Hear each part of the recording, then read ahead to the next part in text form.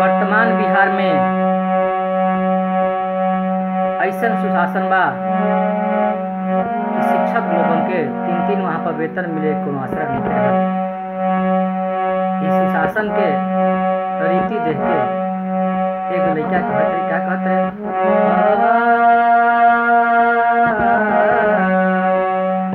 आर 3 माह वेतन न मिले, 3 माह वेतन न मिले, ऐसन शासन हो सुशासन कहले ना। लाज लागे न दे तो भाषण हो सुशासन कहले ना। लाज लागे न दे तो भाषण हो सुशासन कहले ना।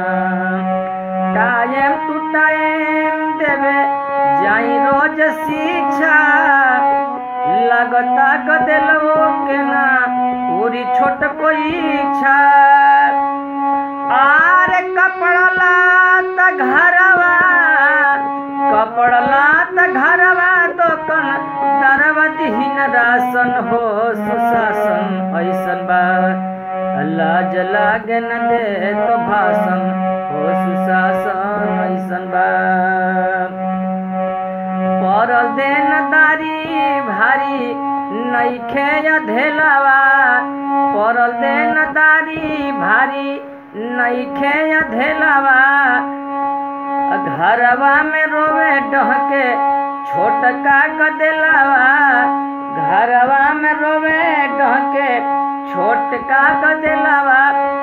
लागत की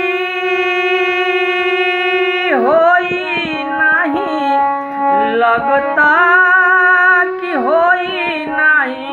आर बबुआ के अनपराशन हो सुशासन आइल बा।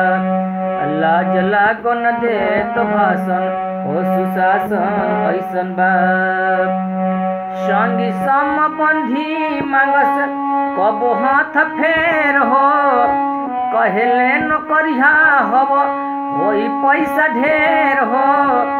कहले न करिया हब होई पैसा ढेर हो। जाने न जाने में, जाने न जाने में बनीले कोप भाजन हो सुशासन ऐसन बा।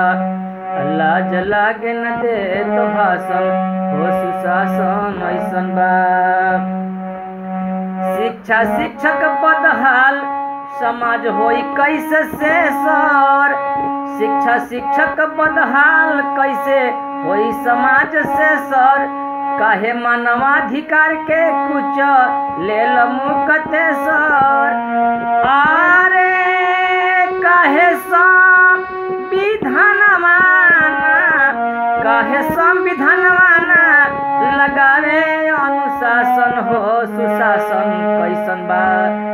लाज लागे न दे तो भाषण हो सुशासन ऐसन बा। 3 माह वेतन न मिले, 3 माह वेतन न मिले, ऐसन आइल शासन हो सुशासन कहले ना।